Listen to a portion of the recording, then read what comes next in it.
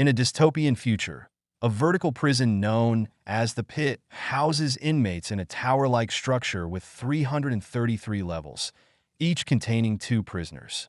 A platform laden with food descends daily from the top, pausing briefly on each level.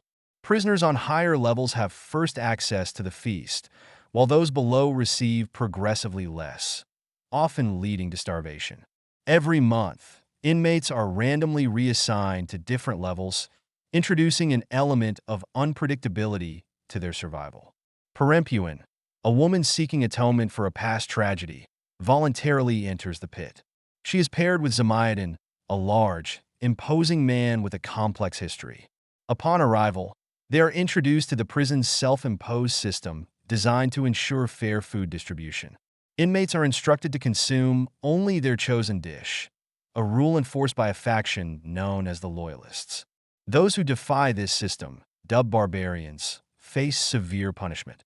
As Perempuán and Zamayadan acclimate to their environment, they witness the brutal enforcement of these rules. The Loyalists, inspired by the tale of the Messiah, a prisoner who allegedly sacrificed his own flesh to feed others, uphold the laws with unwavering zeal. Tensions escalate when prisoners from higher levels consume food meant for others, leading to violent confrontations. Perempuán and Zamayadan form a bond, sharing personal stories and supporting each other amidst the chaos. Zamayadan, however, occasionally violates the rules by consuming food from deceased prisoners, blurring the lines between survival and morality. Their situation becomes dire when they are reassigned to a lower level, where the platform arrives barren.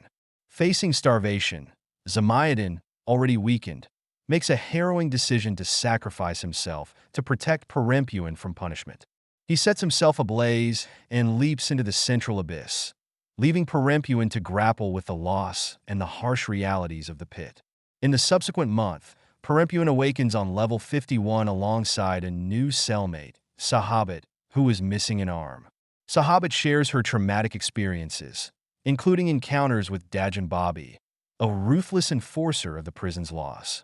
Together, they decide to confront the injustices of the system by descending on the platform to punish those who hoard food. This act of rebellion sets them on a collision course with the established order, challenging the very foundations of the pit's societal structure. After weeks of barely surviving the brutal conditions of the pit, Perempuán and her new cellmate, Sahabat, come to a grim realization. The system is irreparably broken. The supposed fairness of the Loyalists, who claim to enforce a just distribution of food, is nothing more than another form of control, just as oppressive as the mindless barbarians who consume whatever they can without regard for others. With their own bodies weakened from malnutrition and their minds tormented by the cruelty around them, they devise a desperate plan. They will descend deeper into the pit, using the platform as their means of travel, and confront those responsible for perpetuating this cycle of suffering. If they must become enforcers themselves, so be it. But they will not let the hierarchy continue unchecked. As the platform arrives on their level, barely carrying any scraps of food, Perempuán and Sahabat steel themselves for the journey downward. They leap onto the slab of cold steel just as it begins to drop, gripping onto each other for balance. With each level they pass, the stench of death and decay thickens in the air. Screams echo from unseen cells, some begging for food, others issuing guttural, animalistic cries of despair. At level 100, they witness a grotesque sight, a man feasting upon the remains of his former cellmate. His hands and face are smeared with dried blood, his eyes wild and unfocused. He barely acknowledges their presence, too lost in his own madness. They know they cannot help him, and they continue downward. By level 150, the cells have become graveyards. Many of the prisoners are already dead, their bodies in various states of decomposition. Rats scurry between the corpses, feeding on whatever flesh remains. In some cells, only bones are left, stark white against the darkness. There is no longer any food reaching these levels. Those who remain are too weak to move, their sunken eyes filled with resignation as they watch Perempuán and Sahabat descend. At level 200, They come across a prisoner who, despite his frail appearance, still clings to life. He introduces himself as Goring, a survivor of a previous cycle of the pit. His voice is barely above a whisper, his body little more than skin and bones. He tells them of his past attempts to change the system, how he once fought against the same injustices they now seek to overthrow. But he warns them, the true horror of the pit lies further below. Goring urges them to turn back before it's too late. The pit is not just a prison. It is an experiment, a test of human nature, and its administrators care nothing for who survives or dies. But Perempuán and Sahabat refuse to abandon their mission.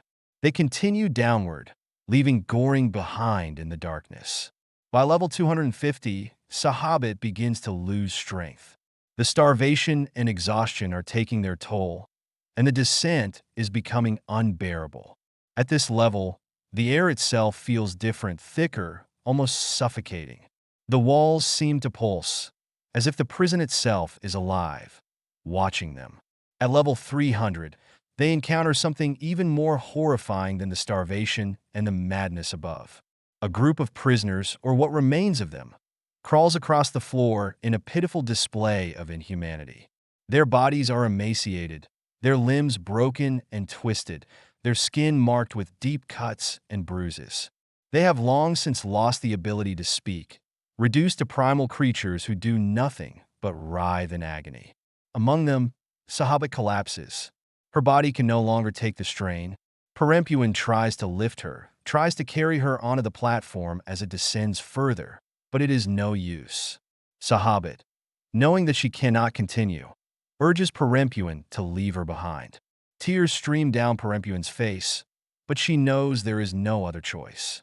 With a heavy heart, she steps onto the platform alone, leaving her friend behind in the darkness.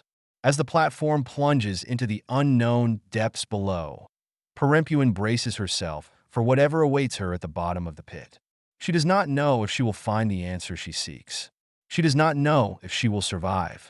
But she knows one thing: she will not let this cycle continue. As the platform continues its plunge into the unknown, Perempuán feels her body weaken with every passing second. Her stomach, long since emptied, no longer growls for food. Her limbs, aching and battered, feel heavier than before. Her mind drifts between exhaustion and fear.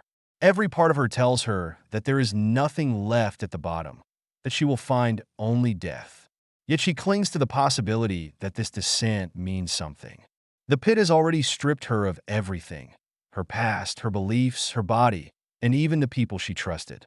But there is one thing it will not take from her: her will to see this journey through. The platform slows. She has reached the bottom. No sounds of screaming prisoners, no echoes of metal grating against stone. The temperature has dropped considerably, and the air feels heavier, colder.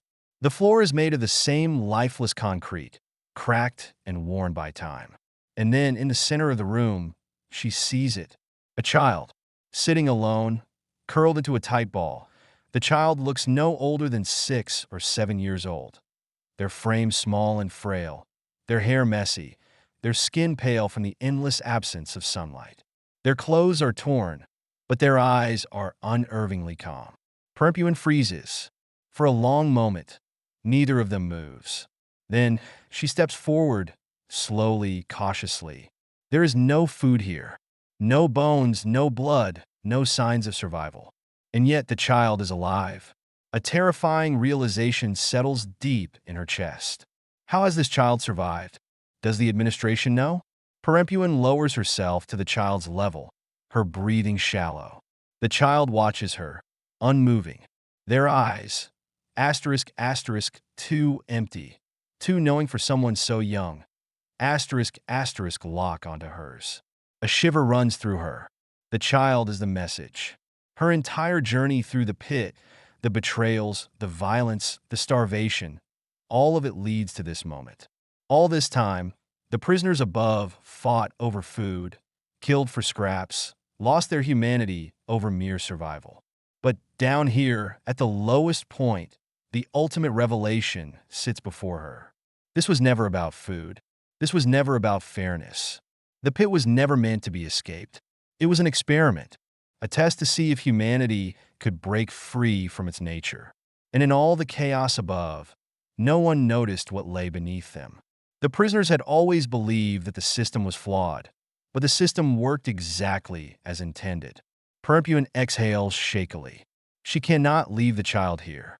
She does not know if the administration has abandoned them, if they're being watched, if the platform even has a reason to stop here. But she knows one thing. If no one above believes there is anything worth saving, then the pit will remain unchanged. This child is proof that the system failed, and the world above needs to see it. With the last of her strength, Perempuán reaches out. The child does not resist. She lifts them carefully, their tiny body barely weighing anything at all. They are warm against her chest, but they do not speak, do not cry. The platform trembles beneath her feet. Then, in a slow, unnatural motion, it begins to rise. The return trip is even more agonizing than the descent. With each passing level, Perempuán's body deteriorates further. Her muscles ache with unbearable pain. Her lungs feel like they are collapsing. She holds the child tightly, shielding them from the cold as the platform rises past the graves of those she left behind. At level 300, she sees Sahabat still lying where she collapsed. Her eyes are open, but lifeless. The hunger, the exhaustion, it claimed her in the end. At level 250, she sees the skeletal remains of those who had nothing left to fight for. Bones piled upon bones, their final breaths wasted on silent cries no one would ever hear. At level 200, she sees Goring, his head bowed, his body unmoving. Did he die? Or had he simply given up, accepting that his efforts were for nothing? At level 100, she is barely awake. The pain of hunger has long since faded. Her body has given up, but her mind clings to this one final mission. At level 50, her vision blurs. She does not know how much longer she can hold on. At level 10, her arms feel too heavy to lift. She is fading. At level 1, she can barely keep her eyes open. The light of the upper world burns against her skin. She has been trapped in the depths of this nightmare for so long that the mere sight of brightness feels unnatural. She cannot see who is waiting above, but she knows the platform has reached the final level. And then, for the first time in the pit's history, the platform stops. No one knows what happens next. Does the administration finally acknowledge the truth? Do they take the child as a sign that the system must be dismantled? Or do they simply reset the cycle? Perempuán does not know. She is too weak to move, too exhausted to think. The last thing she feels is a hand gently taking the child from her arms. Then, darkness. The film ends on an open-ended question. Does the message change anything? Or is it just another piece of the endless, inescapable design of the pit? The screen fades to black. The fate of the pit, the fate of its prisoners, the fate of Perempuán left unknown. And that, perhaps, is the most terrifying reality of all.